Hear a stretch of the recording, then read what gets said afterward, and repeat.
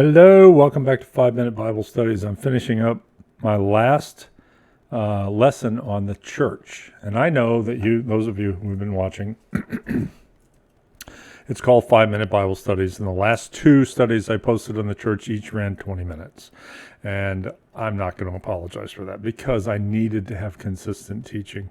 I didn't want to break that up into little 5 minute segments and confuse you, and didn't want to have an element of any confusion come in. So I just simply plowed through that information. Lots of great information there. But I want to end on one more note. There's one really cool thing that I didn't get a chance to point out to you, but I want to take this opportunity now. This Bible study will stay at 5 minutes. So I'm going to go back to a chart that you've already seen. And you've seen the churches here, written from this person, so it's to and from, and here's your praises, these are your warnings, these are the consequences. If you don't change your ways, these are the rewards that you will get. I'm going to go down, though. We've already reviewed all of this stuff, and this is here, and of course I'm encouraging you to go and read your Bible. But I want to go down to Philadelphia, the soul-winning church. Remember, I told you it's Sardis, the Reformation church, where Martin Luther had so much impact, and there was the great schism in the church, and two parallel churches began to form, Philadelphia and Laodicea. I'm going to move forward to the next chart here, or that timeline that I showed you, and just run through it really, really quickly. Remember, we had the church of Ephesus, the church of Smyrna, Pergamum, Thyatira, Sardis. Ephesus, the apostolic church, John's church. Smyrna, the persecuted church. Pergamum, the compromised church. Thyatira, the church under imperial favor that indulged sin, and we talked about the Borgias. And then the dead universal church ruled by Satan, and Martin Luther, who came along and pointed out 95 errors the church had been making. Because people now could read their own Bible, they could agree that, yeah, that's not what God said. What the church is telling us is actually a change. And then we talked about the two parallel churches, Philadelphia, the soul-winning church, and Laodicea, where people decide, the apostate church, the church that's fallen away from the truth. One of the things I didn't get a chance to point out that I want to point out right now is it got this little blue line right here. Why isn't it red like the rest of the timeline?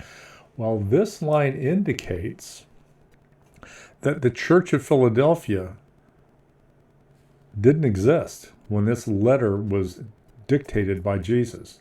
Now, John is writing, remember, from the prison island of Patmos. It's about 90 AD, 90 years after Jesus has died.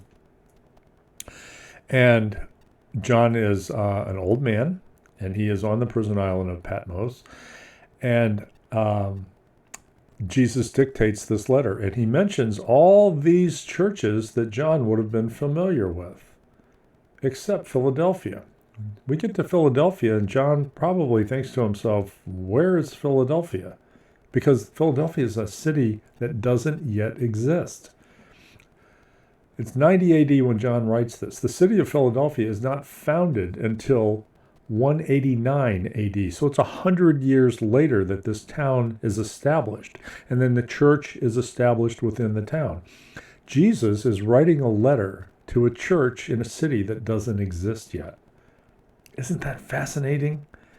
He's writing a letter to a church that doesn't exist yet, and he correctly and accurately describes the character of that church, and that's the soul-winning church, a very weak, powerless church, but a church that tells the truth and wins souls. Remember that this is the church that sends out the missionaries.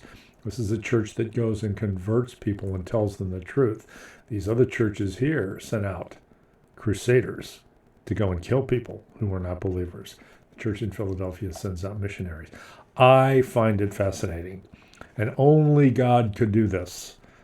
Write a letter to a church in a city that doesn't even exist. And not only be 100% accurate about the character of that church, but know that this letter will be delivered and that it will represent not only the physical church in Philadelphia, but it will represent the church in the timeline. The Church of Philadelphia still exists. You and I are in it today.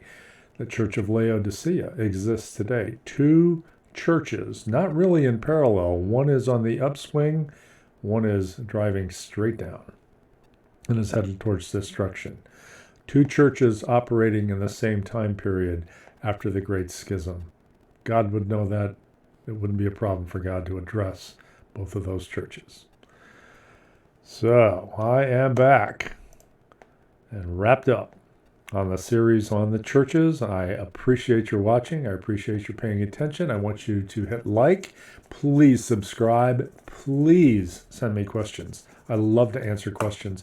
I want you to be well armed as you live in this world so that you know the truth and that you can tell your friends the truth and you can tell your family the truth and you can be ready when the time comes. When this Church of Philadelphia is removed, you come along with us. All right. I'll see you guys next time. Thanks. Bye-bye.